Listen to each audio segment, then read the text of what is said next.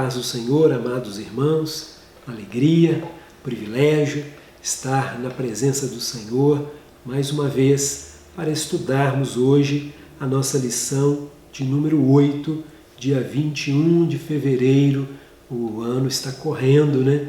Já estamos no finalzinho já do segundo mês deste ano. E lição 8, a ousadia do cristão diante dos infortúnios, é o título da nossa lição de hoje.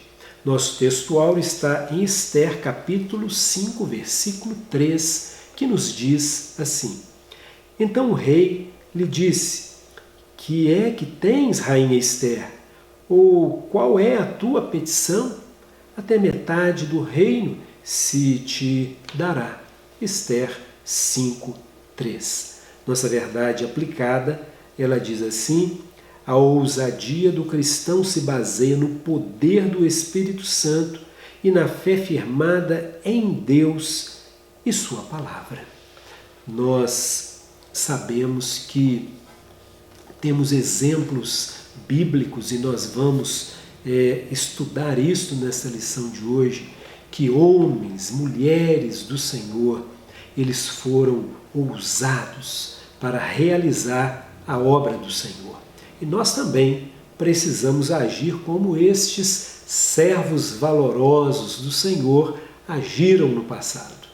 E os objetivos da lição diz assim: mostrar que devemos ser ousados, explicar que para Deus nada é impossível.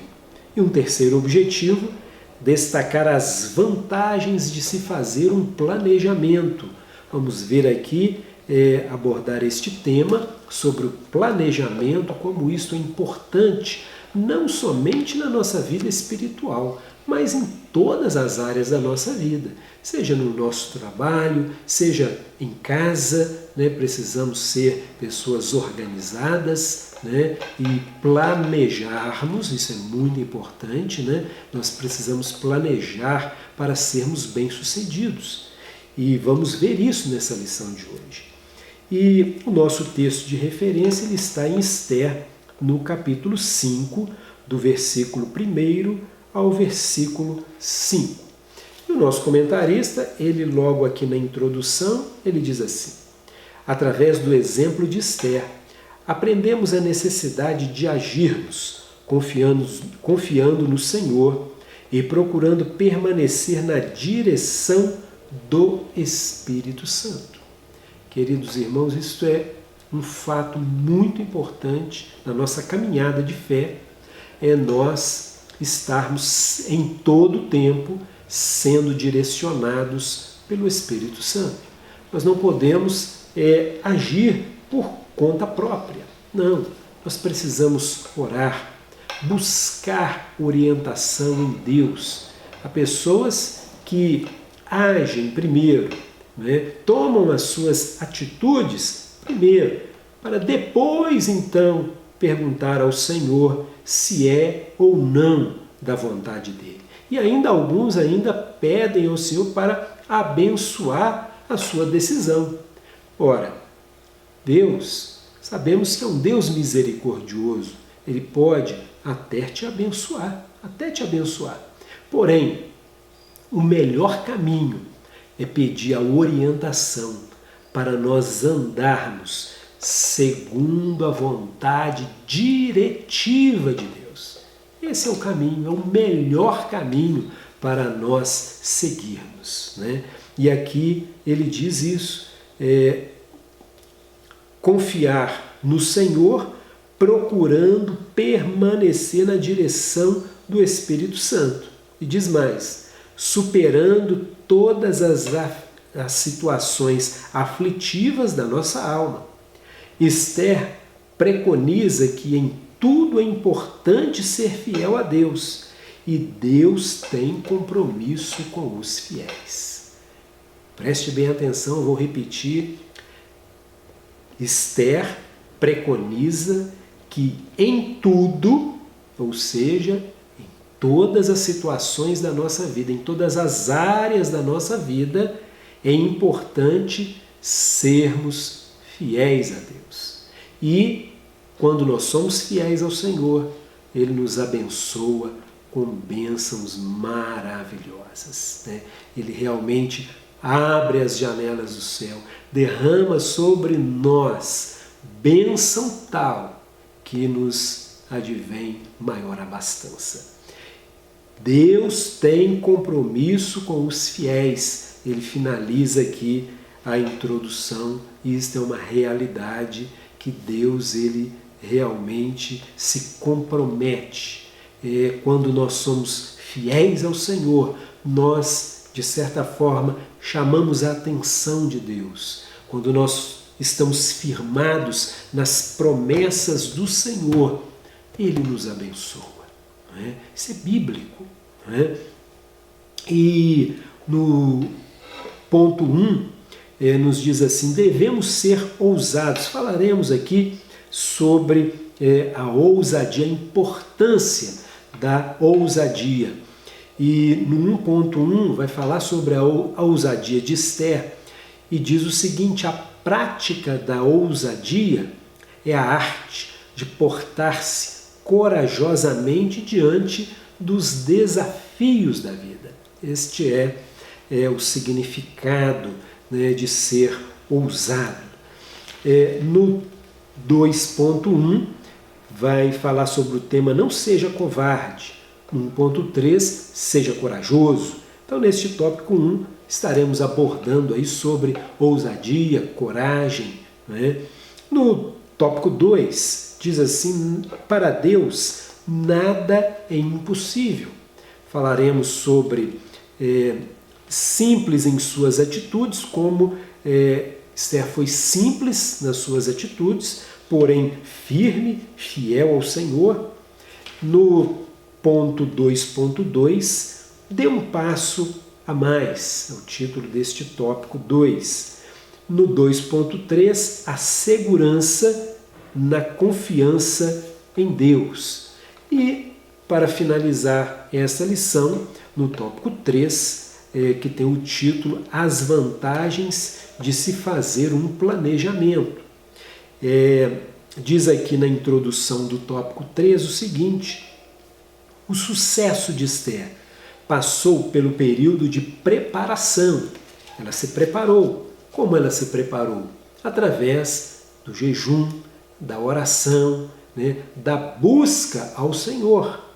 Esse foi o momento de preparar. Quando ela já estava preparada, foi a hora de agir. Para agir de modo certo, na hora certa, né? Quando nós nos preparamos, planejamos, buscamos a orientação de Deus para agir na hora certa, falar na hora certa, Ele com certeza nos dá a vitória. E aqui é o que o comentarista diz aqui: as pessoas vitoriosas instituem alvos, priorizam e planejam bem, como foi no caso de Esther. Então, ela instituiu um alvo, né? Ela priorizou, planejou bem, né? Colocou em prática o seu planejamento e, para a glória de Deus, deu tudo certinho. 3.1, planejar é preciso. 3.2, o planejamento produz sucesso. E o 3.3, espere o momento certo. Não seja precipitado, mas espere no Senhor. Espere com paciência no Senhor, né? E Ele vai te mostrar o momento certo de agir. E para finalizar, na nossa conclusão, diz assim: nesta lição, vimos que, na hora em que foi preciso, Esther foi ousada, mesmo correndo o risco de morte para salvar sua vida e a vida do seu povo. Aprendemos com Esther a importância de cumprirmos nosso papel neste mundo, crendo em Deus que nos chamou e nos capacitou.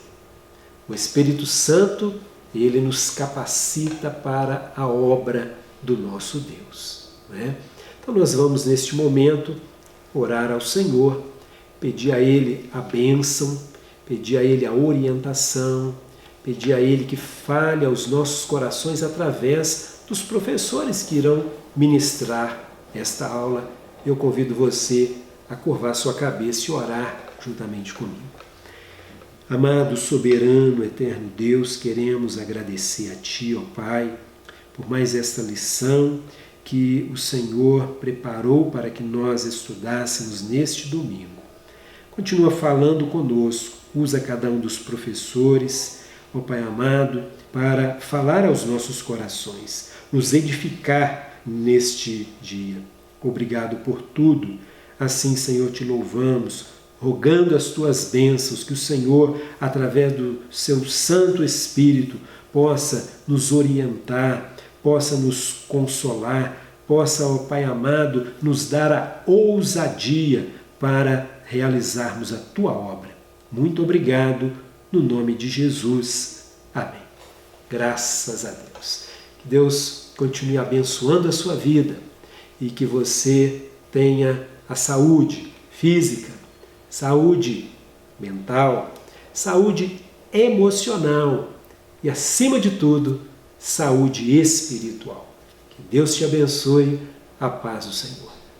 Paz do Senhor, amados irmãos e irmãs, alunos de nossa Escola Bíblica Dominical, estamos juntos mais uma vez para estudar esse assunto tão importante, tão relevante. Na lição de hoje, nós vamos tratar da ousadia do cristão diante dos infortúnios. E o primeiro tópico da nossa lição, ele vai nos explicar, ele vai conversar conosco exatamente a respeito disso. E o título diz: nós devemos ser ousados. Mas em que medida nós devemos ser ousados? Veja o que o comentarista diz. Se você é cristão e se sente cabisbaixo e sem entusiasmo, preste atenção no que a Bíblia diz, porque Deus não nos deu o espírito de temor, mas de fortaleza e de amor e de moderação. 2 Timóteo capítulo 1, versículo 7. Esther tinha uma vida comprometida com Deus, pois tinha certeza de que Deus ouve as nossas orações. Ela foi ousada, adentrando na presença do rei sem ser convocada. E a Bíblia nos encoraja ainda mais, dizendo: vigiai, estai firme na fé, portai-vos varonilmente e fortalecei-vos. 1 Coríntios 16, 3. Então, veja esse versículo de 2 Timóteo capítulo 1, versículo 7. Ele vai ser utilizado ao longo de todo esse primeiro tópico como um referencial. Agora pense no apóstolo Paulo, exatamente quando ele escreveu esse versículo ao jovem pastor Timóteo, dizendo: Deus não nos deu o espírito de temor, mas de fortaleza, de amor e de moderação. Ele escreve a primeira carta a Timóteo quando ele esteve na prisão em Roma pela primeira vez, por volta dos anos 61 a 63 depois de Cristo. Ele vai escrever essa segunda carta já quando ele está aprisionado pela segunda vez em Roma, pouco antes do seu martírio no ano de 67 depois de Cristo. Na primeira prisão que ele enfrentou lá em Roma, a acusação contra ele era principalmente religiosa, sustentada pelos judeus. Como as autoridades romanas estavam convencidas da inocência de Paulo, ele foi levado a julgamento e acabou sendo liberado. É assim que nós fazemos essa leitura desta época da vida de Paulo.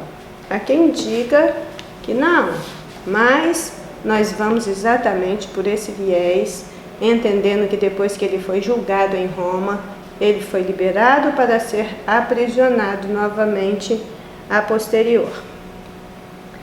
Mas a segunda prisão, ela já tem um outro caráter. Ela é de um caráter político.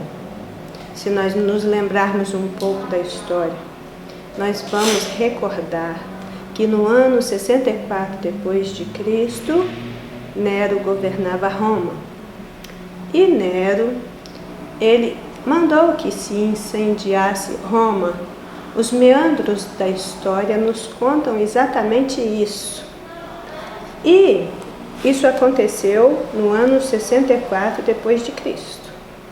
Quando Nero colocou fogo na cidade de Roma, toda a cidade foi devastada por um incêndio enorme que durou 7 noites e 6 dias.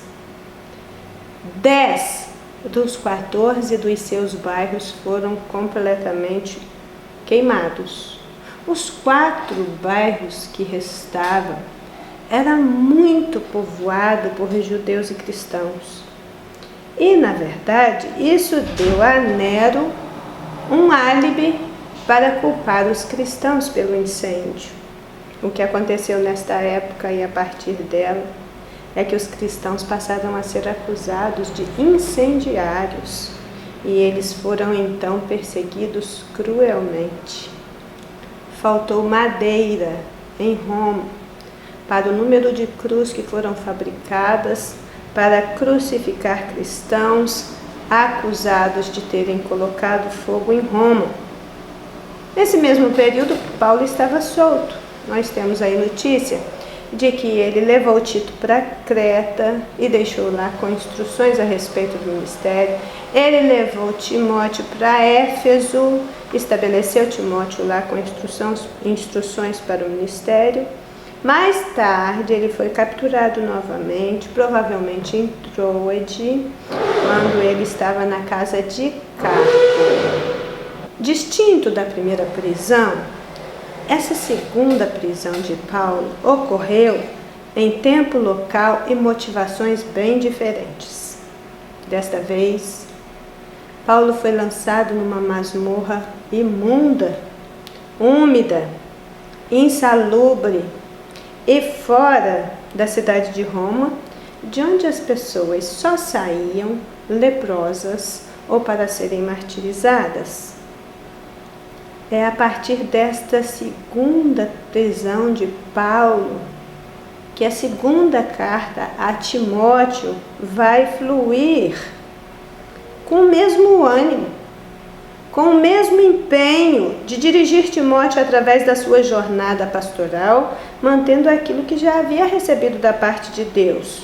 No verso 6, Paulo vai escrever: eu lembro a você, Timóteo, que despertes o dom de Deus que existe em ti pela imposição das minhas mãos.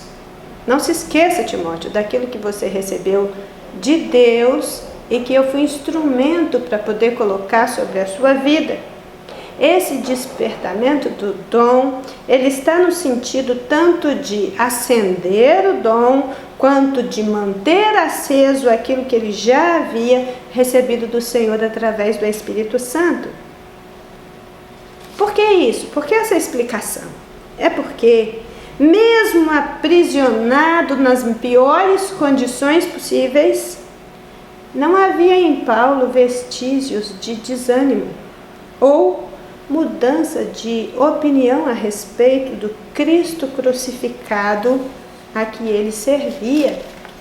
Então, sim, irmãos, esse tipo de coisa serve para nós de referência, para nós pensarmos como reagir quando os infortúnios se abaterem sobre as nossas vidas.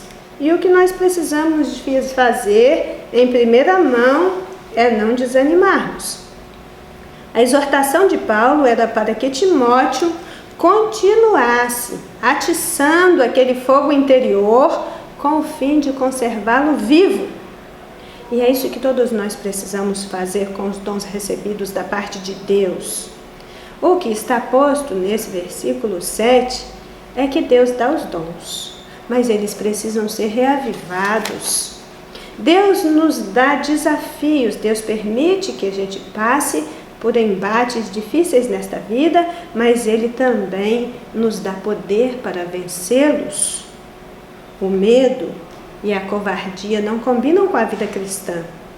O Espírito Santo, ele é espírito de poder, e por isso nós não precisamos temer as perseguições, nem a morte, nem o que vier pela frente. O Espírito Santo é espírito de amor, portanto nós precisamos servir ao próximo, mesmo correndo sérios riscos. O Espírito Santo é espírito de moderação, por isso nós devemos demonstrar domínio próprio, ainda que outros à nossa volta se dispersem em uma debandada geral. Nós temos que manter a firmeza, manter o ânimo, ficando na posição e florescendo no lugar onde Deus tem nos plantado. Ou seja, mesmo a caminho do martírio, Paulo manteve a compostura.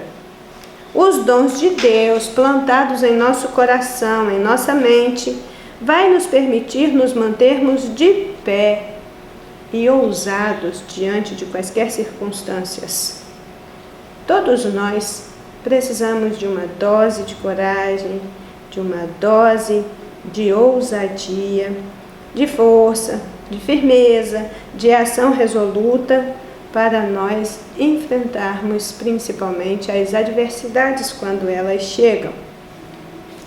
Então, vamos pensar nisso aplicando agora ao contexto de Esther. 1.1 A ousadia de Esther.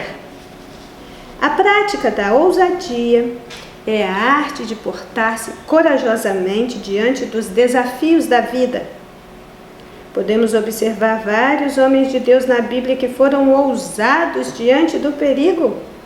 Davi contra o gigante Golias, o profeta Elias contra os 450 profetas de Baal, Josué diante das muralhas impenetráveis da cidade de Jericó, Pedro e a ordem de andar sobre as águas.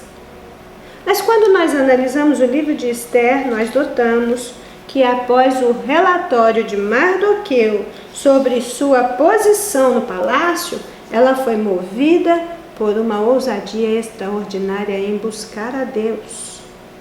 Esther 4, 14 a 16.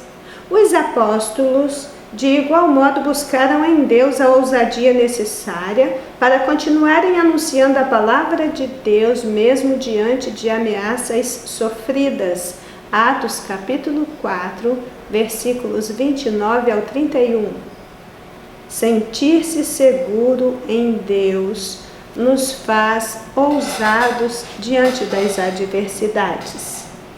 Sentir-se seguro em Deus nos faz ousados diante das adversidades.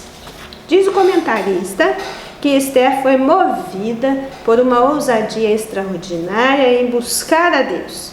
E ele comenta também que os apóstolos, de igual modo, buscaram em Deus a ousadia necessária para continuarem anunciando a palavra de Deus, mesmo diante de ameaças sofridas. Ele nos dá aqui como referência Atos 4, do 29 ao 31.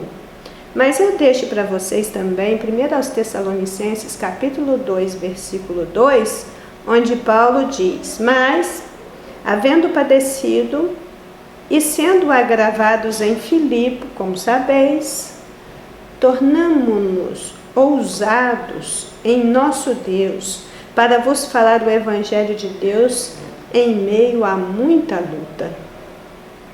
Então, portar-se corajosamente diante dos desafios da vida é uma possibilidade que nos é oferecida, e é oferecida a todos os que entregam as suas vidas ao soberano do universo e com ele mantém comunhão.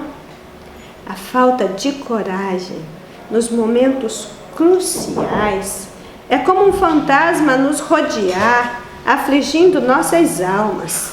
Portar-se corajosamente diante dos desafios da vida é uma possibilidade que é oferecida a todos os que entregam as suas vidas ao soberano do universo e com ele mantém comunhão. A falta de coragem nos momentos cruciais é como um fantasma a nos rodear, afligindo as nossas almas. Por falta dela, muitas iniciativas promissoras perderam-se no caminho. A cada um de nós é ordenado ser forte e corajoso, sabendo que o Senhor nosso Deus é conosco por onde quer que andarmos. Deuteronômio 31:6 afirma o seguinte: esforçai-vos, animai-vos, não temais, nem vos espanteis diante deles, porque o Senhor teu Deus é o que vai contigo, não te deixará, não te desamparará. A ousadia, ela é fruto da segurança. Quem se sente seguro torna-se ousado. Jamais veremos uma atitude ousada por parte de alguém que demonstra fraqueza, falta de firmeza ou segurança. Veja, o salmista, no Salmo 71, no versículo 16, na parte A do versículo, diz: eu sairei na força do Senhor meu Deus. E também é preciso entender que, se não for assim, é melhor nem sair. Ou você sai na força do Senhor seu Deus, ou não sai. Fique onde está, esperando a hora certa de agir. O Salmo 60, o versículo 12 diz: em Deus nós faremos proezas, em Deus. E no Salmo 118, verso 16, nós lemos: a destra do Senhor se exalta, a destra do Senhor faz proezas. Na verdade, a proeza quem faz é Deus. A ousadia para sair e permitir que o Senhor faça proezas é nossa, mas ela é colocada ali pelo Espírito Santo. Então, de toda e de qualquer forma, tudo vem de Deus. De toda e qualquer forma, é na intimidade com o Senhor que nos tornaremos ousados e veremos o agir de Deus de forma surpreendente e sobrenatural. Bem, a resposta de Deus, quando nós buscamos por ela, é a garantia divina a todo crente que passar por períodos de provação. Se você é crente há pouco ou há muito tempo, você já teve essa experiência de clamar a Deus e ser ouvido por Ele, de ter respostas nas suas orações. E o crente que passa pela prova, depositando toda a sua confiança, tão somente em Deus, que confia plenamente na intervenção divina na sua história, que não esmorece com o agravamento da situação e continua vendo o invisível, esse é o que alcançará a misericórdia de Deus para ser fiel. Esse é o que terá ânimo novo a cada embate. Esse é que permanecerá de pé, como a palmeira, que até se enverga diante dos vendavais, mas se levanta novamente, porque tem raízes fortes e profundas que a sustenta nos tempos difíceis. Mas tem aqui um ponto de fundamental importância para nós pensarmos nele. Ousadia não é sinônimo de tolice, nem de falta de discernimento, muito menos de precipitação.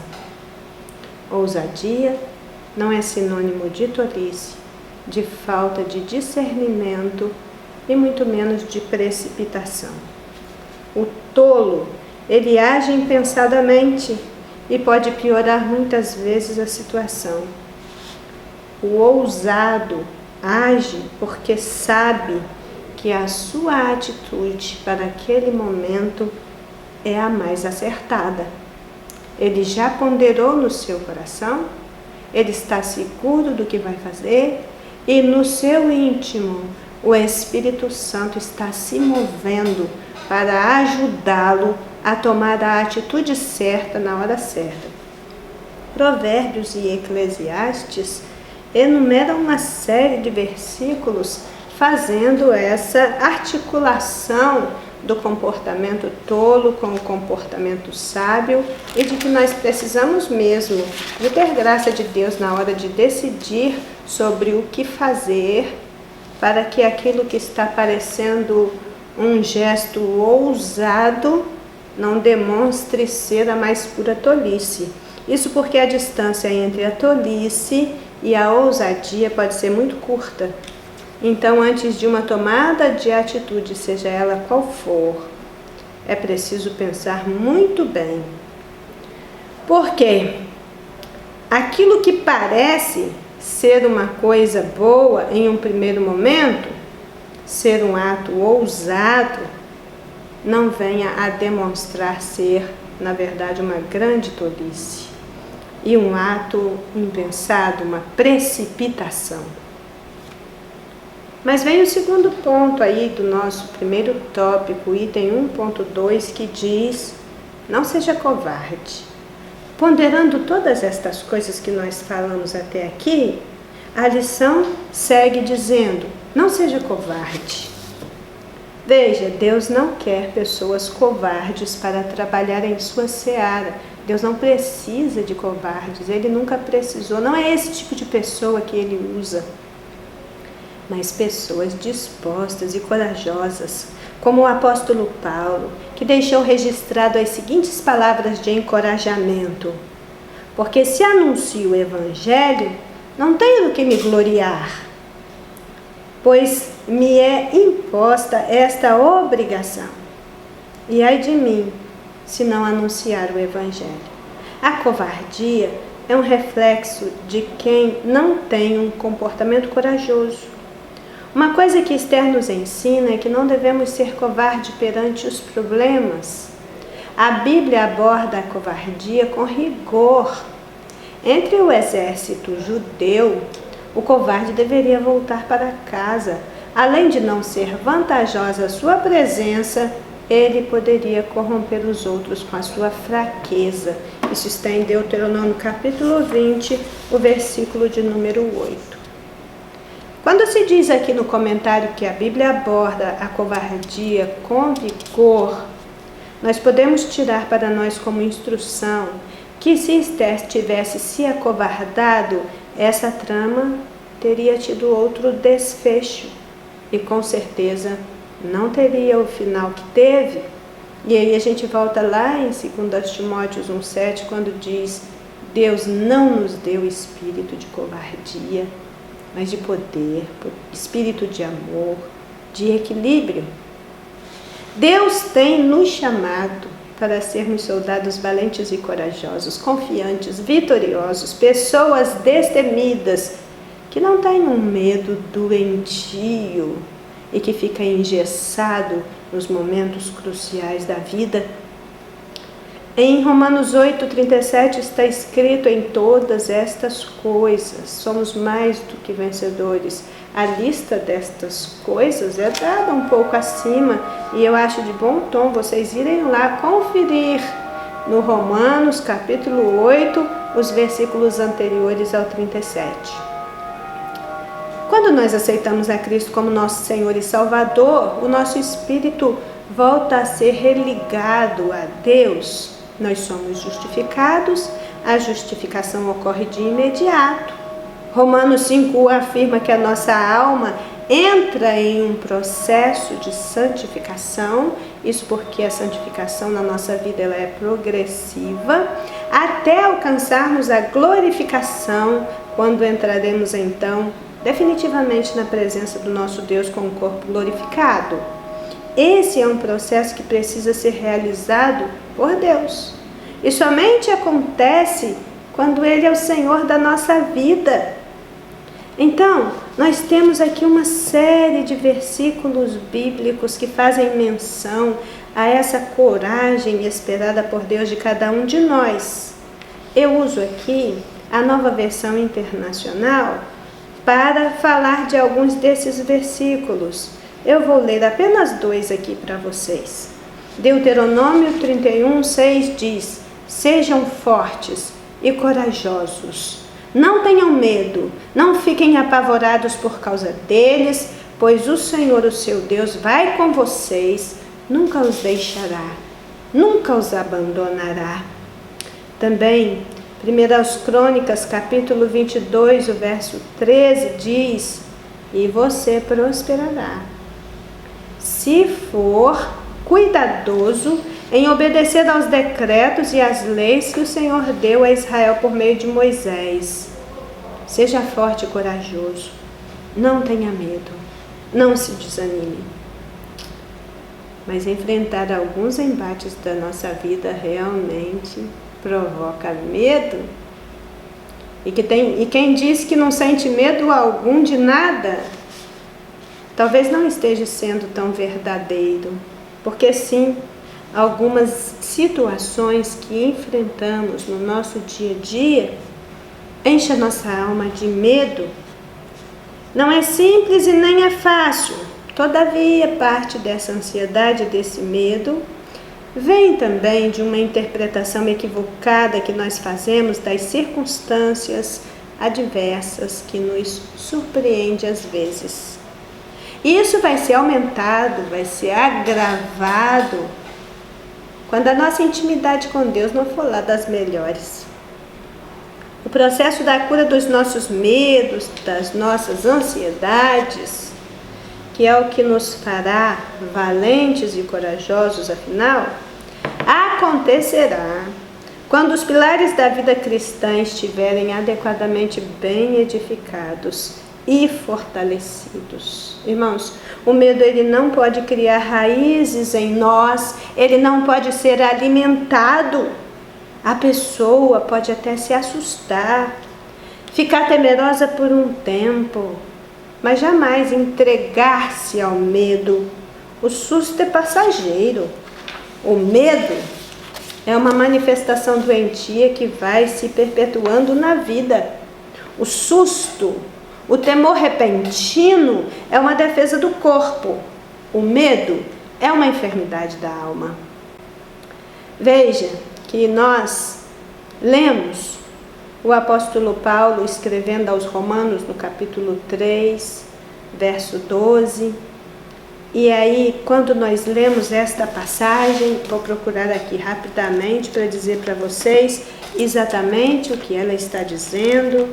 Abrindo aqui em Romanos, no capítulo 3, o versículo 12, que diz para nós o seguinte: todos se extraviaram e juntamente se fizeram inúteis. Não há quem faça o bem, não há um sequer. Por essa leitura de Paulo, não há quem se salve. Todos nós estávamos condenados à perdição eterna. Quem só lê esse verso se esquece dos outros, segundo o qual nós somos criação de Deus. Efésios 2,10 nos diz que nós fomos criados para a glória de Deus. O Salmo 8 diz que nós fomos feitos pelo Criador. Cada um de nós foi amado por Deus ainda no ventre materno, conforme Jeremias capítulo 1, verso 5. Deus está conosco e nos ama. Ele nos fez e Ele tem prazer na sua criatura. Então, o pecado nos tira o mérito, mas ele não tira o nosso valor. Equivocam-se os que não entendem essa diferença. Colocando as coisas corretamente, para nós pensarmos de um modo mais adequado, a nossa identidade pessoal, ela é parcialmente resultado da criação, já que fomos feitos à imagem de Deus. E parcialmente ela resulta da queda, já que essa imagem de Deus foi desfigurada. O eu que nós precisamos crucificar é exatamente esse eu decaído.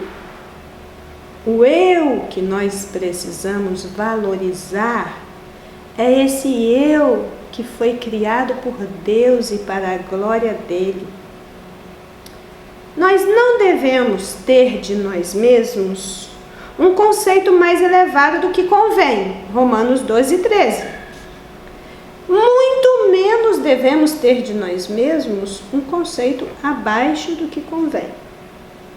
Mas, acima de tudo, nós precisamos reafirmar o que está sendo dito desde o início desta lição, que Deus não nos deu espírito de covardia, mas de poder e de amor e de equilíbrio.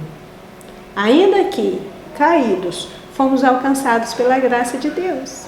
Caídos, nós fomos restaurados e renovados para a glória de Deus. Caídos, fomos resgatados desta condição vil. E hoje estamos assentados com Cristo nas regiões celestiais. O que nos resta é prosseguir firmes no amor do amado. Esse amor bendito, precioso, indizível, que nos alcançou e até aqui tem nos sustentado. É daí que parte a ousadia do crente. E por fim, no item 1.3, nós temos esse estímulo por parte do comentarista. Diante disso que foi visto até agora, ele nos deixa essa recomendação sublime. Seja corajoso. Coragem é o oposto de covardia. A coragem é uma das características dos que confiam no Senhor. O autor da Epístola aos Hebreus esclarece o real motivo pelo qual podemos entrar nos santos dos santos e viver as promessas de Deus. Tendo, pois, irmãos, ousadia para entrar no santuário pelo sangue de Jesus, Hebreus 10:19. Nossa ousadia não se fundamenta no fato de sermos autossuficientes ou dignos, mas no que Cristo fez por nós. Ao longo dos séculos, muitos servos corajosos tomaram posição como aguerridos adoradores do Senhor e foram vencedores diante dos seus adversários. Seja corajoso é a palavra de ordem.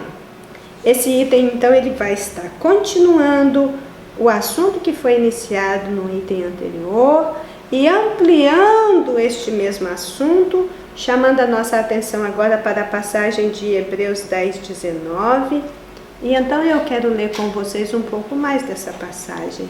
Eu vou ler Hebreus 10, do 19 até o 23. Tendo, pois, irmãos, ousadia para entrar no santuário pelo sangue de Jesus, pelo novo e vivo caminho que ele nos consagrou pelo véu, isto é, pela sua carne, e tendo um grande sacerdote sobre a casa de Deus, cheguemo-nos com verdadeiro coração, com inteira certeza de fé, tendo os corações purificados da má consciência e o corpo lavado com água limpa. Retenhamos firmes a confissão da nossa esperança, porque fiel é o que prometeu. Veja que verdadeiramente a nossa ousadia não se fundamenta no fato de sermos autossuficientes ou dignos, mas no fato de que Cristo morreu por nós. O escritor aos Hebreus nos lembra que a nossa esperança é como âncora da alma, segura e firme, e está fixada além do véu. Jesus Cristo, nosso precursor, já entrou por nós. Agora, nós precisamos ter ousadia para entrar no santuário pelo sangue de Jesus, pelo novo e vivo caminho que ele nos consagrou pelo véu, isso é, pela sua carne rasgada. Aquele que nos justificou também garante nossa entrada nos santos dos santos. Ele mesmo rasgou o véu que separava o Santíssimo Lugar, garantindo nosso acesso a Ele. Essa é uma bendita esperança. A única maneira de haver pleno acesso a Deus seria rasgar o véu e estabelecer uma nova lei no tabernáculo. E foi isso que Jesus Cristo fez ao derramar seu sangue na cruz. O seu corpo representava esse véu, que na ocasião da sua morte foi rasgado. Agora todo salvo pode entrar no santuário pelo sangue de Jesus. O véu, que representava a encarnação de Jesus Cristo, perdeu a sua utilidade. quando o seu corpo foi entregue à morte. Estava cumprida ali cabalmente a sua função simbólica da morte vicária do homem-Deus. Para quem tem a sua esperança segura e firme além do véu, há uma alegria soberana em ser possuidor desta esperança, que não está firmada nas coisas desta terra, mas que está firmada no trono da glória de Deus. O libertador veio. A fé no Cordeiro de Deus nos abriu a porta da graça e com ele a esperança. Por isso, nós podemos nos alegrar e prosseguir em nossa jornada de fé, valentes e corajosos. O comentarista afirma que ao longo dos séculos, muitos servos corajosos tomaram posição como aguerridos adoradores do Senhor e foram vencedores diante das adversidades. E a Bíblia afirma que estas pessoas até o dia de hoje, elas são para nós como uma nuvem de testemunhas. Hebreus capítulo 12, versículo 1 diz: portanto, nós também, pois que estamos rodeados de tão grande nuvem de testemunhas, deixemos todo o embaraço e o pecado que tão de perto nos rodeia e corramos com paciência a carreira que nos está proposta. O autor aos Hebreus nos diz que os heróis do passado, eles agora são considerados como espectadores, ao passo que os cristãos estão na arena. Pense num grande estádio. Nós estamos na arena, lutando as nossas lutas cotidianas.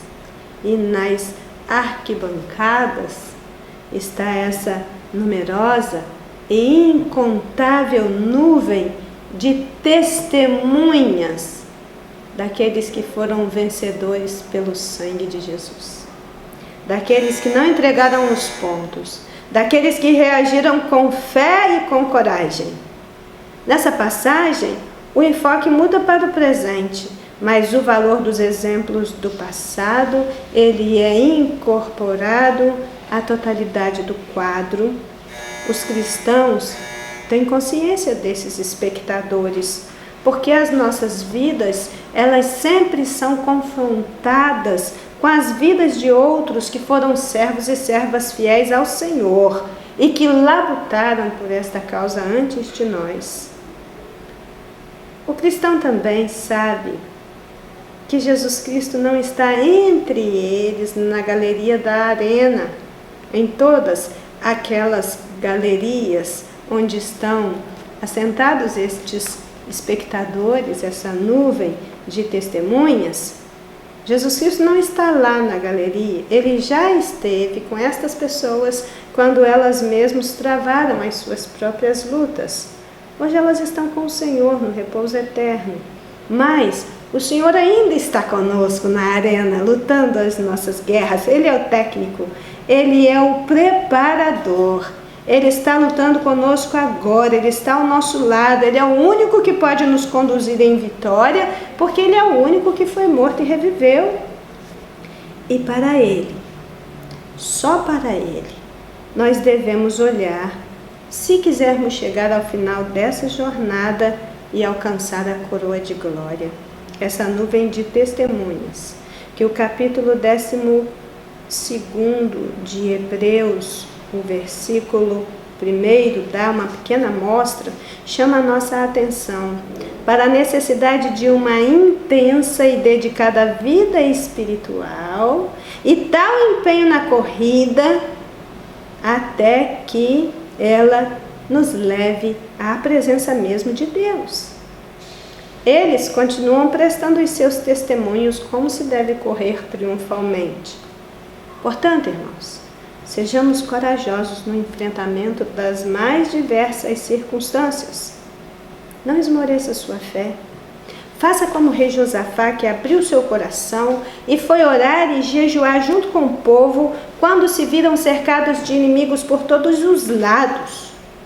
E quando eles assim procederam, a palavra que eles receberam da parte do Senhor ecoa através dos séculos e nos alcança hoje. Segunda Crônicas 15-17 disse: Dai ouvidos todo Judá, e vós, moradores de Jerusalém, e tu, ó rei Josafá, assim diz o Senhor: não temais, não vos assusteis por causa desta grande multidão, porque essa peleja não é vossa, mas ela é de Deus.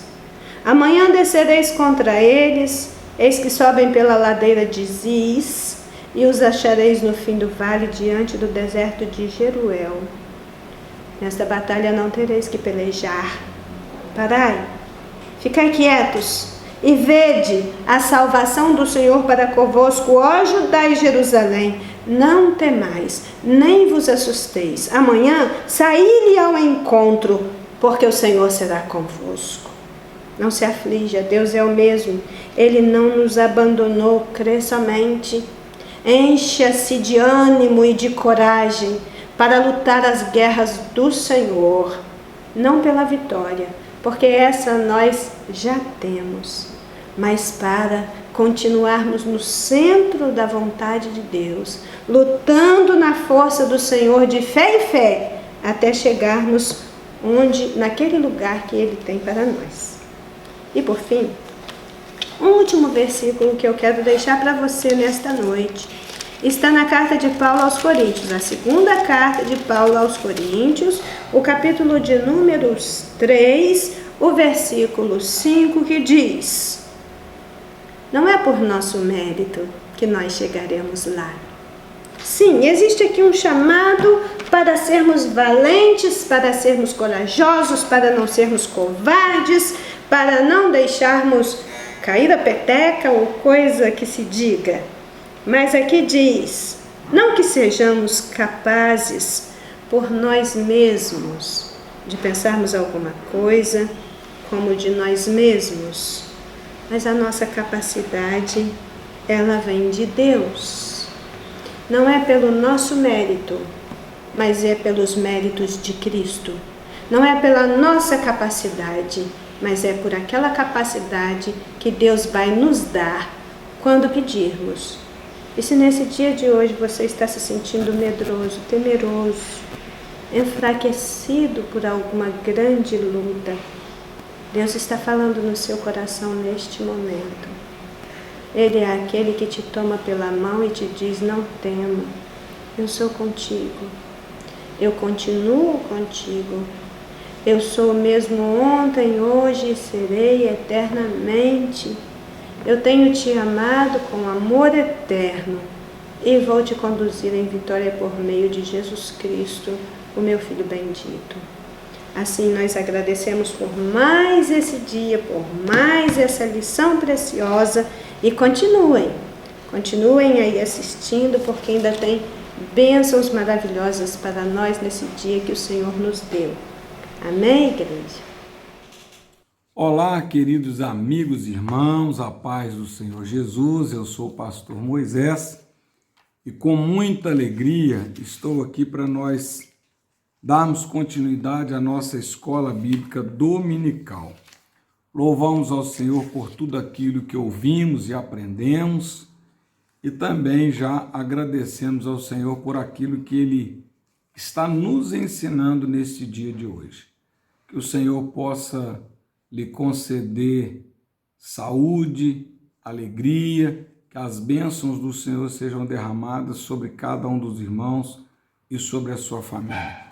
Esse trimestre tem sido um trimestre muito abençoado, porque temos tirado muitas lições das experiências registradas nas Sagradas Escrituras sobre os momentos de adversidade que todos nós podemos passar, estamos sujeitos, mas também trazendo à nossa memória que Deus, o Senhor dos Exércitos, está conosco.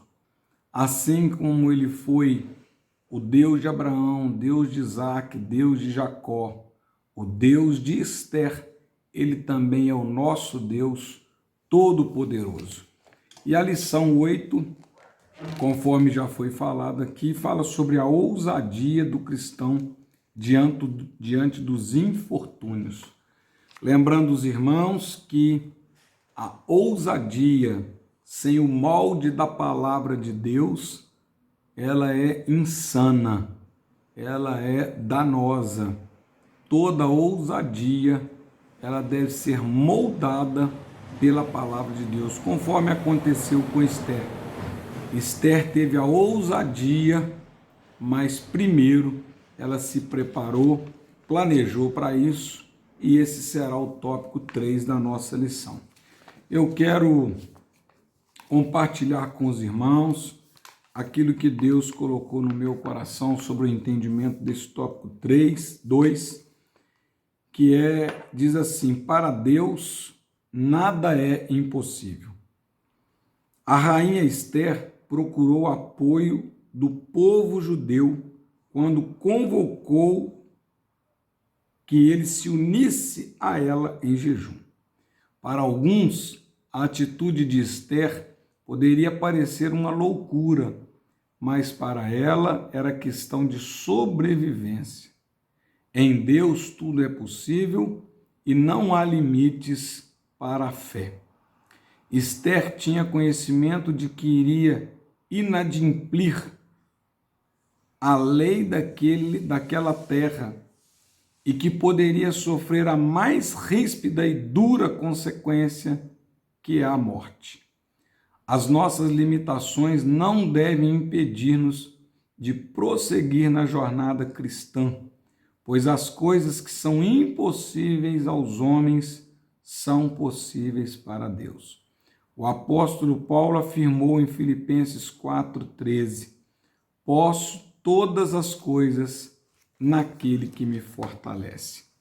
Interessante que essa introdução do tópico 2 fala sobre o apoio que Esther procurou um apoio do seu povo, procurou o apoio certo. Na hora de dificuldade, ela sabia exatamente a quem recorrer. O ensinamento que nós tiramos desse primeiro comentário feito pelo bispo Abner é de que nós devemos tomar muito cuidado onde nós vamos buscar o socorro. Tem muita gente que não tem nada para oferecer, nada de Deus para oferecer, e elas são procuradas para socorrer. Um cego não pode guiar o outro, e algumas pessoas começam a procurar auxílio, conselho, sobretudo nas redes sociais, começam a buscar. Na verdade, a rede social não é uma terra de ninguém, mas eu costumo dizer que a rede social, a internet, ela é um mar, né? E por isso que se fala muito em navegar na rede social. Imagine a imensidão do mar, assim como um navio, uma embarcação e às vezes até submarinos muito seguros se perdem no oceano. Muitas pessoas também se perdem navegando nesse mar chamado internet. Então, quando você precisar de apoio, precisar de conselho, não vá em qualquer lugar buscar esse apoio, buscar esse conselho. A internet, ela serve de consulta, mas não como conselho.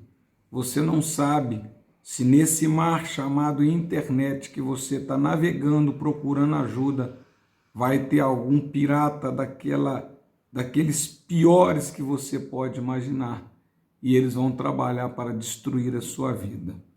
A internet, a rede social, ela pode ser utilizada e traz benefícios para o nosso conhecimento, para o nosso aprendizado, mas precisa de ser feito com cautela. O filtro da internet está cada vez menor. E se você quiser procurar, vai te dar conselho para tudo, você vai ter conselho para tudo. Mas esse conselho, ele vai ser um conselho enviesado.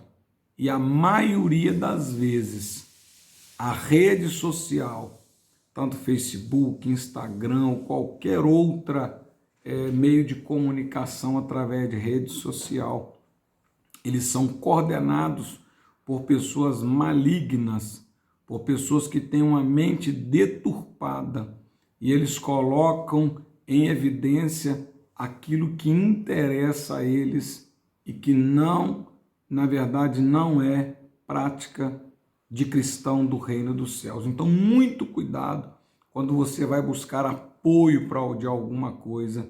Não faça isso na rede social, não procure socorro de pessoa que você não conhece. Um amigo que você conhece, que você tem convívio com ele dia a dia, que você o vê face a face, ele pode te decepcionar. Imagine alguém que é um amigo virtual, que você não conhece, nunca viu. Então, quando você for buscar apoio para alguma dificuldade, procure um homem de Deus, procure uma serva de Deus, procure o seu pastor, o seu dirigente, procure o seu líder, procure os seus pais, procure alguém que tenha condições de lhe aconselhar, de preferência dentro da palavra de Deus. Esther, ela foi buscar o apoio certo do seu povo. Em Deus tudo é possível. Salmo 34, 19 diz que muitas são as aflições do justo, mas o Senhor o livra de todas. Imagina, muitas são as aflições do justo, mas o Senhor o livra de todas. Justo é aquele que é justificado por Jesus Cristo, o Filho de Deus. Então, tem Jesus Cristo como Senhor e Salvador da sua alma, ele nos mandou lançar sobre ele as nossas aflições, as nossas ansiedades, porque ele tem cuidado de nós. Uma outra leitura que eu quero fazer relacionado a essa primeira parte que eu li aqui é em Romanos 8. As nossas limitações não devem impedir-nos de prosseguir na jornada cristã, pois as coisas que são impossíveis aos homens são possíveis a Deus.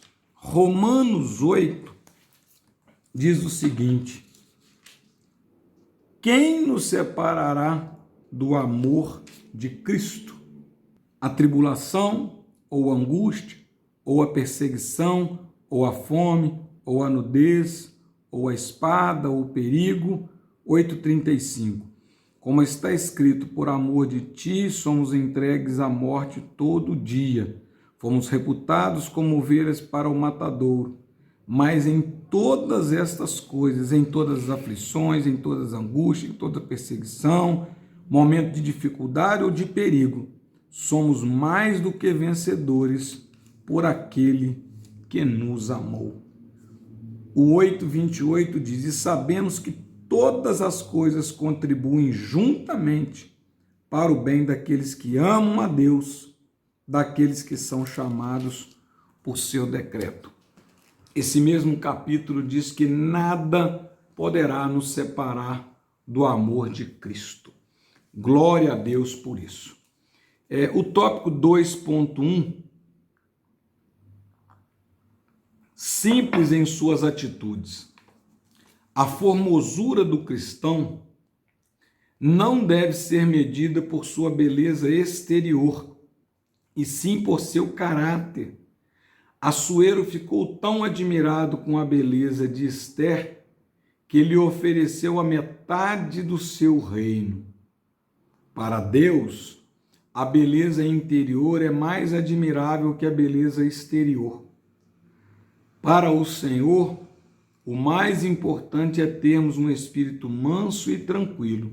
Isto é, o que realmente tem valor. Esther não estava preocupada com riquezas, mas em agradar a Deus. Esther poderia utilizar aquele momento e a palavra do rei que lhe ofereceu até a metade do reino para ela usufruir e tirar vantagem. Mas Esther preferiu usar aquele momento para cumprir o propósito de Deus para ela naquele lugar, que era dar o escape para o seu povo. Muitas das vezes as pessoas têm oportunidade de fazer a diferença, de abençoarem outras pessoas. Deus os coloca em lugar de destaque e elas se acovardam, não têm coragem de realizar aquele propósito que Deus, para o qual Deus colocou naquele lugar. E conforme o próprio Mardoqueu falou com Esther, que se ela não fizesse nada, se ela não assumisse a responsabilidade, se ela não tomasse atitude, certamente socorro de Deus de outra parte viria, mas Deus não deixaria o seu povo desamparado. Precisamos de entender que todas as vezes que Deus nos dá a oportunidade de trabalhar para Ele, de exercer uma função na igreja ministerial como cooperador de Deus, nós devemos encarar isso como um privilégio para nós e não para as pessoas que estão recebendo algo da parte de Deus através de nós. É interessante que ele fala da beleza exterior. Nunca se progrediu tanto, nunca houve um crescimento tão grande da indústrias de cosméticos e da beleza, cirurgias plásticas, pessoas querendo aperfeiçoar a sua aparência, e não estou condenando esse cuidado com a aparência, isso é zelo, isso é bom, isso é saudável. Mas hoje as pessoas estão preocupadas muito mais com o que elas vão apresentar no seu exterior do que com aquilo que existe realmente dentro do seu interior e dentro da sua mente. O próprio Cristo, uma determinada vez, chamou as pessoas que tinham aparência de justo, de santo, mas que por dentro estavam todos corroídos, e ainda os chamou de sepulcro caiado. Bonito por fora, aparência boa, mas podre por dentro. O pecado, ele faz o homem apodrecer, e não é de fora para dentro, é de dentro para fora. Precisamos de tomar o cuidado para não cuidarmos muito mais da nossa aparência e da saúde física do que com a saúde espiritual. Ninguém precisa de se embelezar tanto para se apresentar para Deus. Quando Manoá, pai de Sansão, ele viu o anjo do Senhor, viu o Senhor e perguntou para ele qual era o teu nome, e ele disse que era maravilhoso. Então, para que saber o nome se era maravilhoso? E o próprio Cristo depois é descrito lá em Isaías como conselheiro maravilhoso, Deus forte, Pai da eternidade, príncipe da paz. Então, alguém querer exacerbar-se na sua beleza exterior, não se preocupando com a beleza interior, com a pureza interior, está perdendo o seu tempo. Vejam bem que aqui ele diz: uma mulher com estas peculiaridades não pode ser analisada como uma pessoa covarde, porém como uma mulher que confia no Senhor para suprir todas as suas necessidades. O rei se encantou com a beleza exterior de Esther, mas Esther, na sua atitude, mostrou que a sua nobreza, entre aspas, a sua grandeza, ela não estava na sua aparência, mas sim naquilo que ela carregava dentro de si, um amor pelo seu povo, um amor pelo povo de Deus, e entendendo que Deus havia colocado ela naquele lugar com um projeto muito especial. Nunca deixe nada desviar você do projeto original de Deus. Não deixe nada te afastar do propósito original de Deus. Muitas das vezes, a aparência, ela pode ser destruidora. A aparência do fruto fez com que Eva admirasse, olhasse e desejasse. Sansão foi da mesma forma. Ele disse para os seus pais que era para ir tomar uma das filhas dos filisteus, e ao aconselhar Sansão, os seus pais disseram: não tem nenhuma das filhas dos seus irmãos, do nosso povo, que te agrade. E ele logo justificou para os seus pais: ela, se referindo a Dalila, agradou os meus olhos. Muito cuidado para você não ser atraído de forma insana e inconsequente por aquilo que atrai os seus olhos, chama a atenção dos seus olhos. A Bíblia diz que os olhos são a candeia do corpo. Muitas das vezes, aquilo que atrai o seu olhar de forma desmedida, isso pode provocar a destruição da sua vida, da sua alma e levar à perdição. Sansão também tomou decisão por causa daquilo que ele viu. Outro que também foi advertido pelo Senhor foi Samuel, que também ficou olhando a aparência, o exterior daquele que, para Samuel, deveria ser o rei de Israel por causa da aparência, da estatura. E Deus logo advertiu Samuel: Samuel, eu não vejo como você vê. Você olha por fora, você olha a aparência, mas o Senhor, Ele vê tanto por fora quanto por dentro. A aparência exterior não diz quem você é interiormente, mas quem você é interiormente faz transparecer por aquilo que você se aparenta exteriormente. Então nós devemos nos preocupar sim com o nosso interior, com a nossa maneira de vestir, com a nossa maneira de nos portar. Quantas pessoas têm a coragem de entrar dentro da igreja com roupas que elas seriam proibidas de entrar dentro de fórum. Uma pessoa com uma roupa indecente, uma roupa que expõe o seu corpo, ela costuma ser impedida de entrar dentro de determinadas repartições públicas. E muitas das vezes as pessoas não têm o pudor, o respeito para se vestir e ir para a casa do Senhor. Nós precisamos de tomar cuidado. Salmo 51, 17. Muito mais do que a aparência exterior, Deus ele está preocupado e quer que tenhamos um coração quebrantado. Sacrifícios para Deus são o espírito quebrantado. A um coração quebrantado e contrito não desprezarás, ó Deus. Então, nós precisamos de tomar cuidado e estar bem atentos para não preocuparmos excessivamente com a nossa aparência exterior. Não estou dizendo para ninguém ficar desleixado e descuidar do seu corpo, não.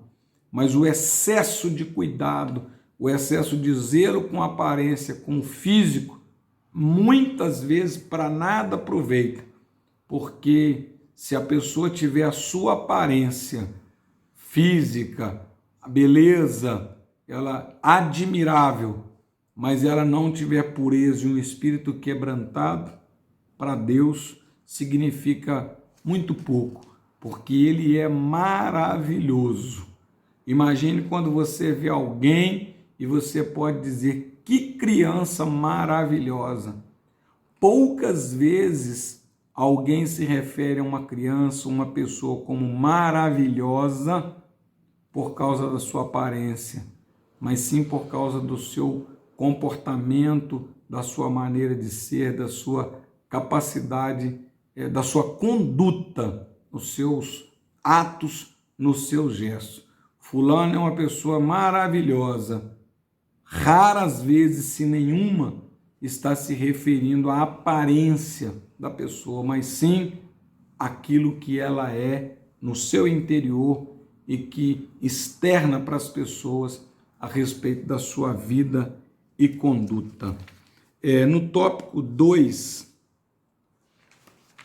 ele diz assim, no comentário do professor: o coração de Esther era humilde, ela não se fazia de arrogante, mesmo sendo rainha. Há pessoas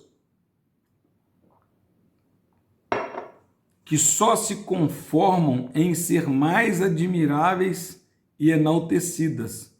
E por essa razão, o coração humano cai justamente numa densa amargura e aflição, porque os primeiros lugares são para poucos. Quantas pessoas vivem uma vida de aflição e amargurada, porque não aceitam que outras pessoas se sobressaiam. Só o que ela faz, só o que ele faz é bom, é melhor, e a pessoa fica com a sua lupa na mão, procurando defeito em tudo que os outros fazem. Essas pessoas, conforme o comentarista disse, elas só se conformam em ser se elas forem as mais admiráveis e enaltecidas. Tudo que elas fazem tem que ser aplaudido, admirado e elogiado. E por esta razão, o coração humano cai justamente numa densa amargura e aflição. Não consegue enxergar qualidades e nem aquilo de bom que as outras pessoas fazem. E eu coloquei aqui como um conselho: procure abrir a visão e jogue. E eu vou me incluir nisso, para você não achar que eu estou falando isso só para você ou para quem precisa.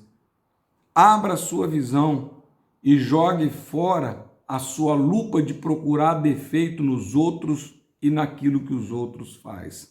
Amplie a sua visão, e a visão que eu estou falando não é a visão natural, a visão sobrenatural. Me lembro do pastor Francisco Marcelino Barbosa, que foi meu pastor ali em Ubá.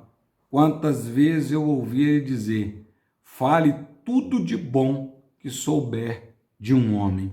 Então, quando as pessoas têm a visão pequena, elas precisam de usar a lupa, e essa lupa é para procurar defeito em tudo que os outros fazem. Jogue a lupa fora, a de procurar defeito, amplie a sua visão e procure enxergar aquilo que as pessoas têm de melhor, aquilo que as pessoas fazem, e isso é um exercício. Para quem está acostumado a procurar enxergar defeito nos outros só com a lupa, ele terá dificuldade de jogar essa lupa fora.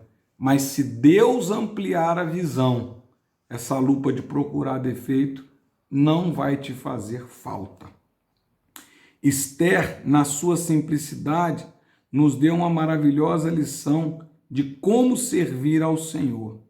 Ela nos ensina que não precisamos ser os mais admiráveis nem os mais perfeitos. Podemos ser os mais humildes, mas somos filhos do Rei. É assim que Deus deseja que sejamos. Viver de maneira simples é copiar o estilo de vida de Cristo. Ele habitou nesta terra sem vanglória, esvaziou-se de si mesmo e tomou a forma de servo. Jesus, com suas atitudes, corroborou que a simplicidade nos ajuda a ser pessoas melhores e menos exigentes quanto ao próximo. Às vezes, procura-se muito defeito no outro. É o que o próprio Cristo falou. Enxerga o cisco no olho do irmão, e não vê a trave que está no olho. Que cada um de nós possamos tirar a trave dos nossos olhos e deixar de ficar com a nossa lupa. Jogue a sua lupa fora, aquela lupa de procurar cisco e defeito, e amplie a sua visão. Isso é sinal de maturidade cristã. Só tem maturidade cristã aquelas pessoas que jogam fora a sua lupa de procurar defeito e começam a procurar as qualidades das pessoas, aperfeiçoar aquilo que a gente já tem de bom, que as pessoas fazem de bom. Isso é muito saudável. No tópico 2.2, dê um passo a mais. Esther concluiu que era necessário agir para preservar a sua vida e a de todo o povo judeu. Ela transgrediu a norma, aproximando-se do rei sem um chamamento oficial. Contudo, encontrou graça perante o rei. Algumas vezes a nossa vida precisa de certa atitude em alguns períodos e é sempre necessário dar um passo a mais. Esther não teve medo de dar um passo a mais para conseguir livrar o seu povo da morte. Tinha conhecimento de que o Senhor abençoa os nossos passos. A Bíblia nos ensina que os passos de um homem bom são confirmados pelo Senhor. Eles só são confirmados porque, primeiramente, eles foram firmados pelo Senhor. E é importante dizer e ressaltar que Esther não foi à presença do rei antes de se preparar e planejar. Houve jejum e oração. Não foi uma ousadia irresponsável de Esther.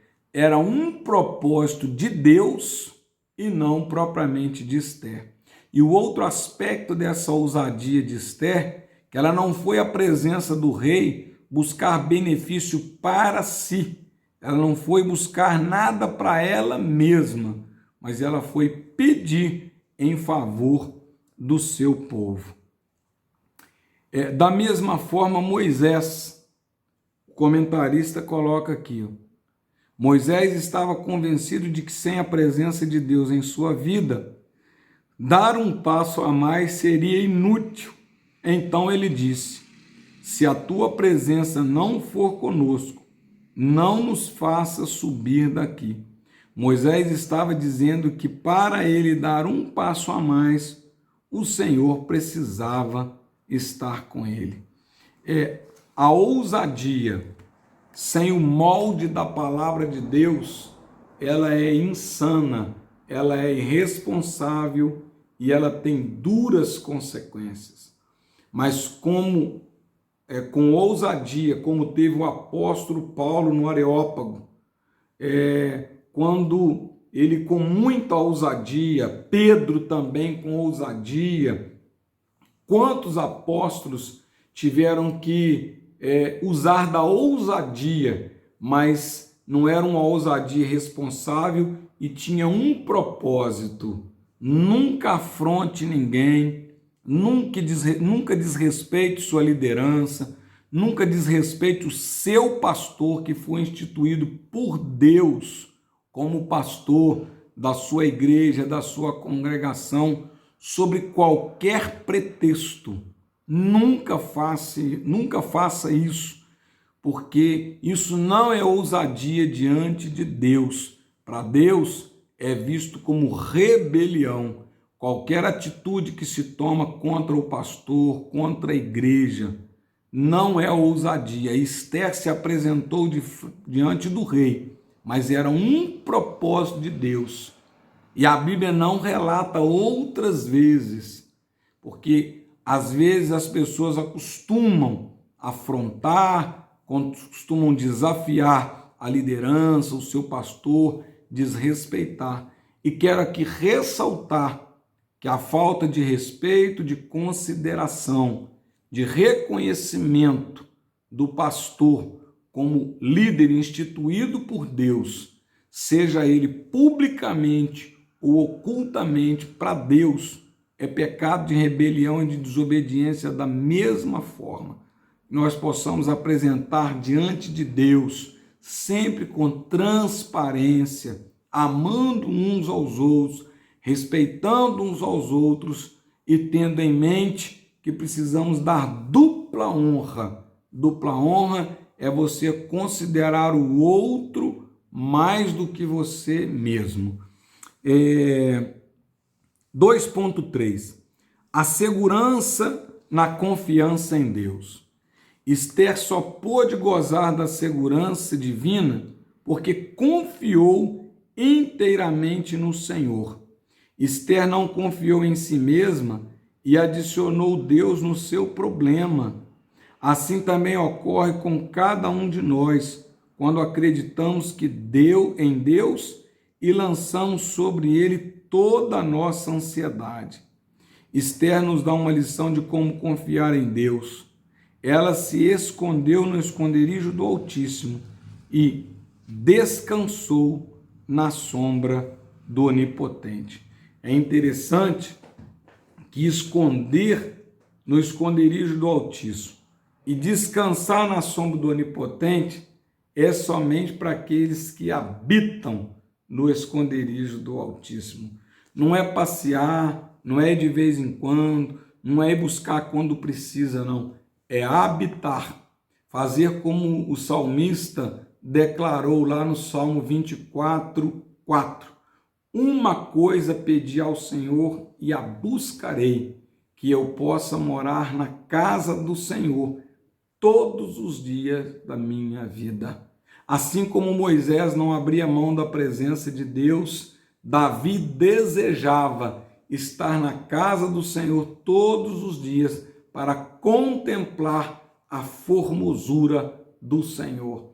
Nós precisamos de aguçar em nós o desejo de estarmos ativos, de participar, de estar na casa do Senhor.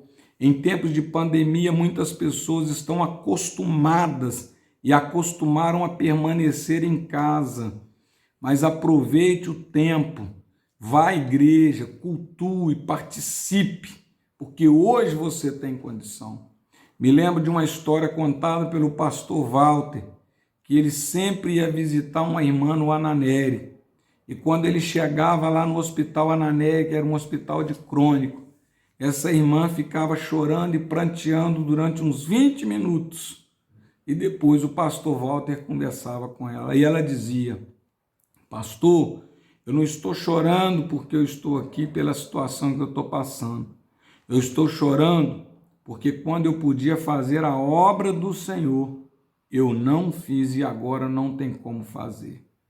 Eclesiastes 9:10 está escrito: tudo quanto te vier à mão, faça conforme a tua força, porque para a sepultura onde vai, ali não há ciência, ali não há indústria e não tem trabalho.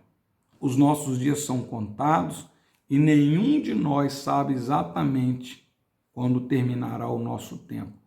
Aproveitemos esse tempo para servir ao Senhor, para ser cooperador de Deus, para amar uns aos outros, para servir ao Senhor com alegria, para que a obra do Senhor cresça e nós possamos dar testemunho e as pessoas se alegrarem no nome do Senhor através da nossa vida.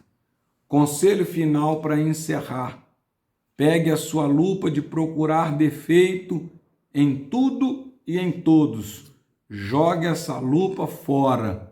Cada um examine-se a si mesmo e busque aperfeiçoar-se em Cristo Jesus, que Ele é o modelo para nós, examinando as Sagradas Escrituras e cuidando ter nelas a vida eterna. A paz do Senhor Jesus, que Deus abençoe a todos, irmãos. Vamos seguir para o tópico 3 com o nosso querido amigo, pastor Emílio Carlos. A paz do Senhor, um domingo cheio de bênção para os irmãos. Cumprimentar os irmãos com a paz do Senhor. Bem-vindo à nossa Escola Bíblica Dominical. Agradecer ao nosso pastor presidente, pastor Moisés, por esta rica oportunidade em ministrar a palavra de Deus. Estamos estudando a lição de número 8. O título é A ousadia do cristão diante dos infortúnios. A ousadia do cristão diante dos infortúnios. Estudamos o tópico 1, estudamos o tópico 2 e agora vamos estudar o tópico 3 e fazer uma conclusão. Então, o poder de Deus se aperfeiçoa na fraqueza. Quando nós sentimos que nós dependemos de Deus, aí o poder de Deus se aperfeiçoa. Quando nós nos aproximamos de Deus e dependemos da graça de Deus, do poder de Deus, aí Deus age em nosso favor. Suas preciosas e grandíssimas promessas. Deus é um Deus de promessa. E quando nós acreditamos, cremos nas suas promessas, Deus age em nosso favor. Jesus respondeu: o que é impossível aos homens é possível para Deus. Deus tem todo o poder e nós cremos e depositamos a nossa confiança no Senhor. Então, o tópico 3 que vamos estudar agora diz: as vantagens de fazer um planejamento. As vantagens de se fazer um planejamento. Deus é todo poderoso, mas nós como cristãos, nós planejamos, nós oramos, nós nos consagramos, nós pensamos, nós organizamos tudo para que Deus trabalhe dentro do tempo dele em nossas vidas. Estamos estudando a história da rainha Esther. Saiba como ser uma bênção para os outros, como a Esther foi. Esta lição quer ensinar para nós isso, que nós sejamos uma bênção, da mesma forma que a Esther foi para o seu povo. A vida cristã é uma guerra de fé que demanda estratégias e planejamentos para colocarmos nossas ações em prática. Depende de planejamento para nós colocar as ações em prática. Esther teve 3 dias para se planejar e só depois de chegar à presença do rei, no momento oportuno. Este tempo foi necessário para planejamento. Esther precisava falar com o rei, enquanto ela estava orando, ela estava planejando, falando com Deus e Deus falando com ela. Então esse tempo de oração é muito importante, quando nós falamos com Deus e Deus fala conosco. E assim a rainha Esther teve o acesso diante do rei. Depois de orar, depois de planejar, depois de consagrar ao Senhor, chegou o momento da Esther falar com o rei. O sucesso de Esther passou pelo período de preparação, ou seja, oração e jejum, para agir de modo certo na hora certa, agir de modo certo na hora certa. As pessoas vitoriosas instituem alvos, priorizam e planejam bem, como no caso de Esther. Então o planejamento é muito importante. A oração feita por um justo pode muito em seus efeitos, porque quando ele está orando, quando a pessoa está orando, está falando com Deus, Deus está falando, está o momento que está também acontecendo um planejamento para agir na hora certa, de uma maneira correta. Então, 3.1, planejar é preciso. Planejar é preciso. O planejamento na vida do cristão deve considerar a boa, agradável e perfeita vontade de Deus. Então, quando o cristão está planejando fazer algo, ele deve considerar a boa, agradável e perfeita vontade de Deus, sempre querendo fazer a vontade de Deus.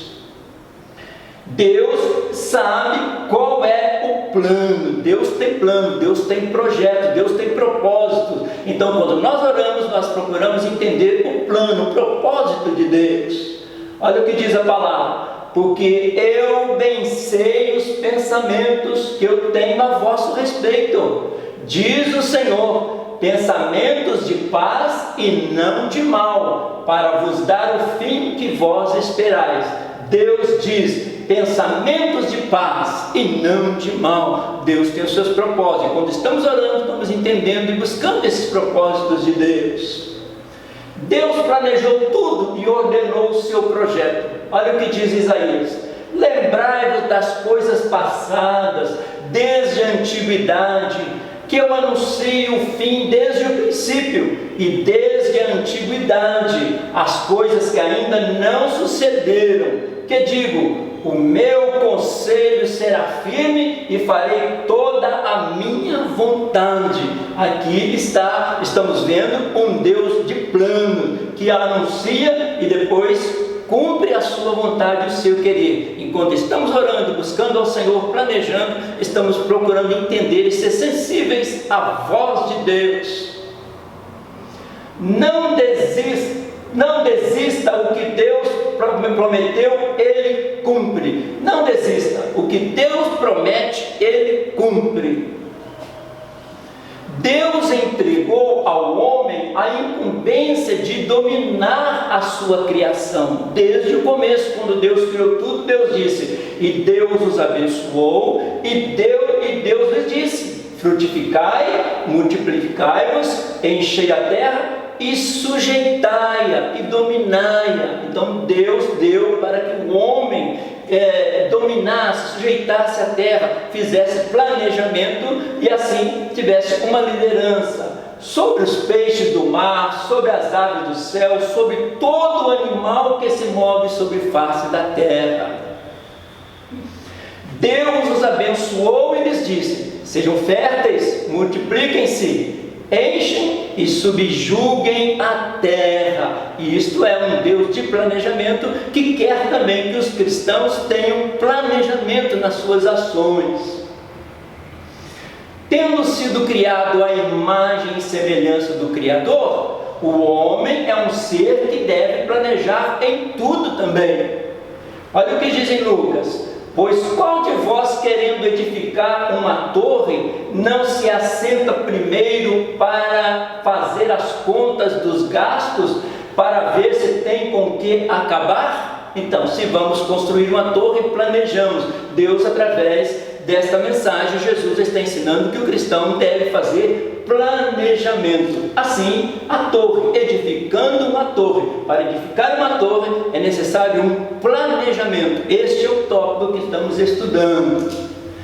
Para um bom planejamento, é preciso, em primeiro lugar, organizar a sua vida. Parar, pensar, organizar. Determine com lucidez todos os seus compromissos. Pare, pense e planeje. Sejam eles profissionais, religiosos ou de passeios, necessita um tempo para cada coisa ser feita. Deus é um Deus de planos, de planejamento, e chama os cristãos também a planejar todas as coisas para que tudo seja realizado no tempo certo e na hora certa.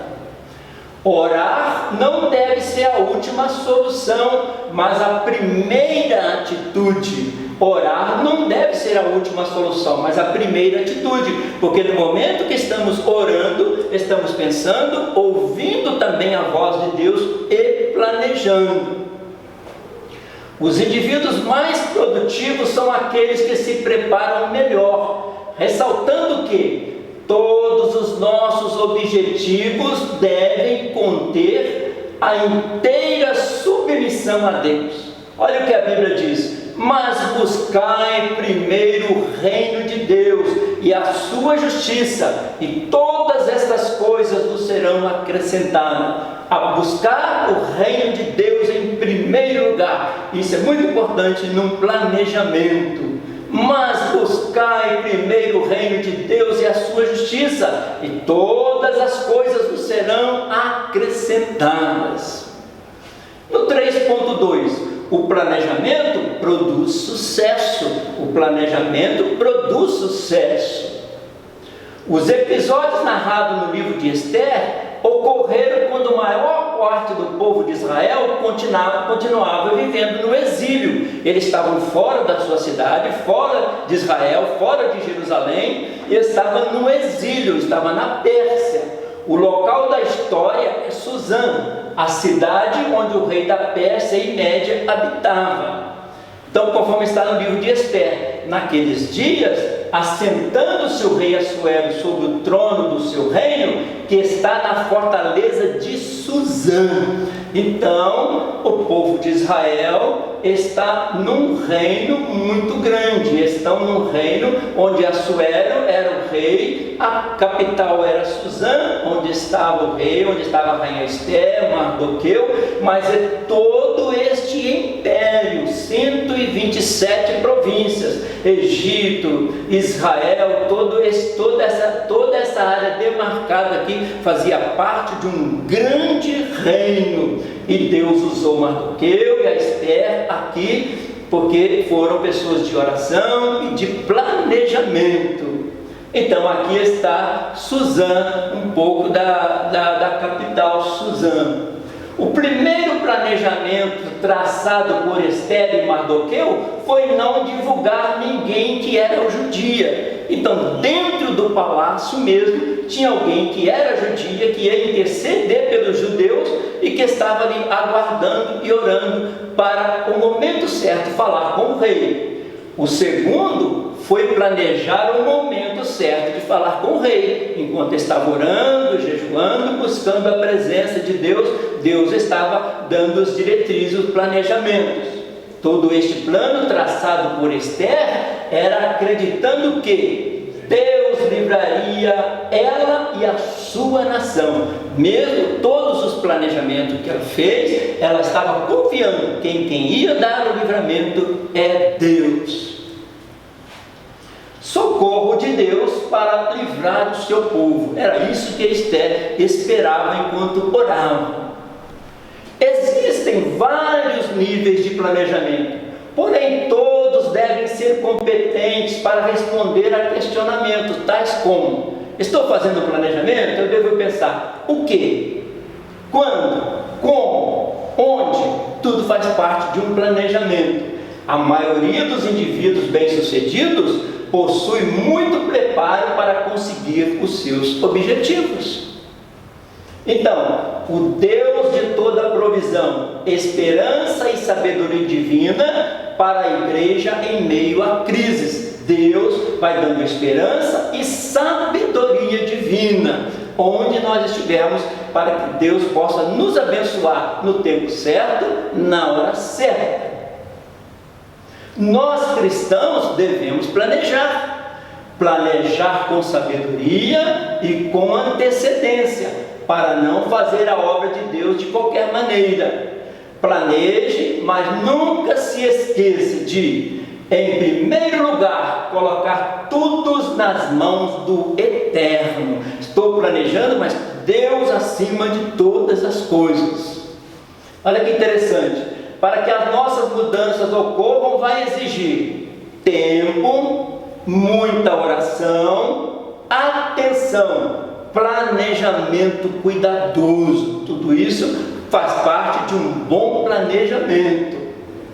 3.3. Espere o momento certo. Há tempo para tudo debaixo do sol, do céu, há tempo para todas as coisas. Diante da bela história de Esther, temos aprendido que devemos agir no momento certo, a hora certa que ela foi falar com o rei. Temos que saber o momento apropriado de lutar, pois se partirmos de qualquer jeito e na ocasião errada, com certeza haverá uma enorme probabilidade de sermos atingidos pelo inimigo. Então precisamos planejar. No tempo de Deus, todas as promessas vão se cumprir. 2 de Pedro 3:9. No tempo de Deus, as promessas de Deus se cumprem. Espere o momento de Deus. Deus sabe todas as coisas e no tempo certo dirá para você o que e como fazer. O que e como fazer no tempo certo de Deus. Então, Deus faz coisas perfeitas em tempos perfeitos e de formas perfeitas. Deus faz coisas perfeitas em tempos perfeitos e de formas perfeitas.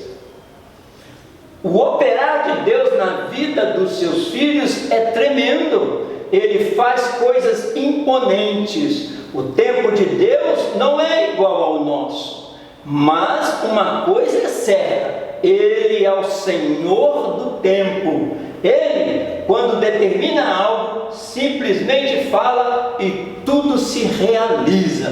No tempo de Deus, Ele fala e tudo se realiza. Olha, interessante de Eclesiastes 3:11. Tudo fez Deus formoso no seu devido tempo. Tudo fez Deus formoso no seu devido tempo.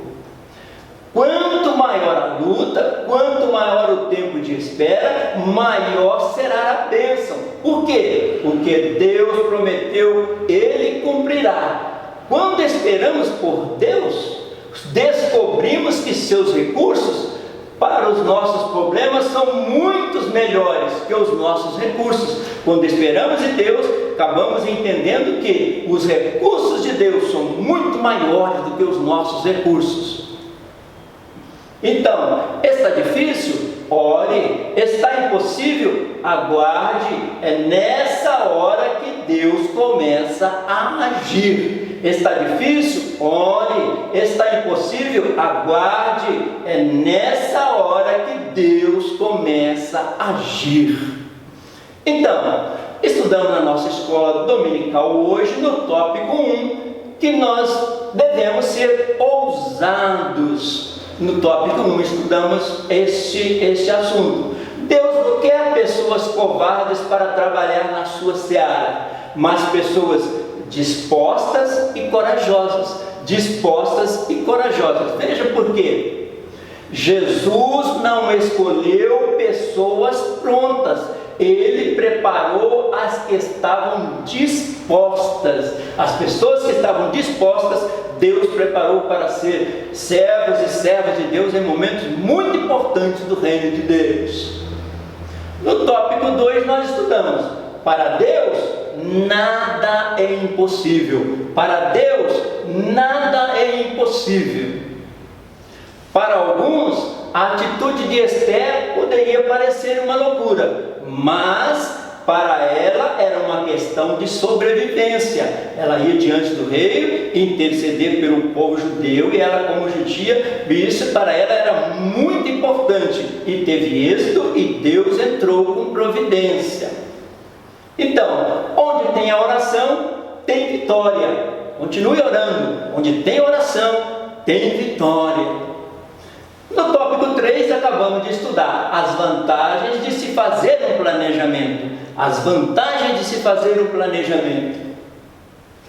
O sucesso de Esther passou pelo período de preparação, oração e jejum, para agir de modo certo, na hora certa. Enquanto ela orava, jejuava, buscava o Senhor, ela falava com Deus, e Deus falou com ela, orientando para agir de modo certo, na hora certa. Olha que interessante. Tire tempo com Deus sempre. Tire tempo com Deus sempre. E assim nós estamos dando oportunidade para Deus falar conosco. Então, na nossa conclusão, nesta lição vimos que, na hora que foi preciso, Esther foi ousada para salvar a sua vida e do seu povo, na hora certa. Foi isso que nós estudamos, porque ela orou e buscou a direção de Deus. Procure sempre orar antes de tomar as suas decisões. Procure sempre orar antes de tomar as suas decisões. Olha o que diz em 2 Tessalonicenses 3:3. Mas o Senhor é fiel, Ele os fortalecerá e os guardará do maligno. Mas o Senhor é fiel, Ele os fortalecerá e os guardará do maligno. Na segunda carta de Paulo aos Tessalonicenses, capítulo 3, versículo 3. Na conclusão ainda, aprendemos com Esther a importância de cumprirmos nosso papel neste mundo, crendo em Deus, que nos chamou e capacitou. Deus nos chama e dá capacidade. Aprendemos isso na história de Esther. Ela buscando ao Senhor e Deus a capacitou para interceder pelo povo. Então, a história de Esther e o livramento de uma nação. O Senhor conhece os dias dos retos, e a sua herança permanecerá para sempre. Salmos 37, 18. O Senhor conhece os dias dos retos, e a sua herança permanecerá para sempre.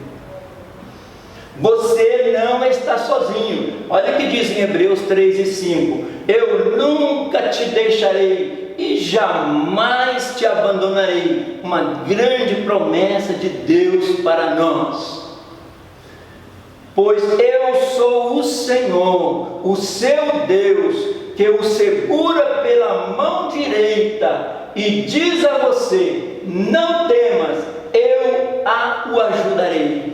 Pois eu, o Senhor, o seu Deus, que o segura pela mão direita e diz a você: não temas, eu te ajudarei. Isaías 41 e 13.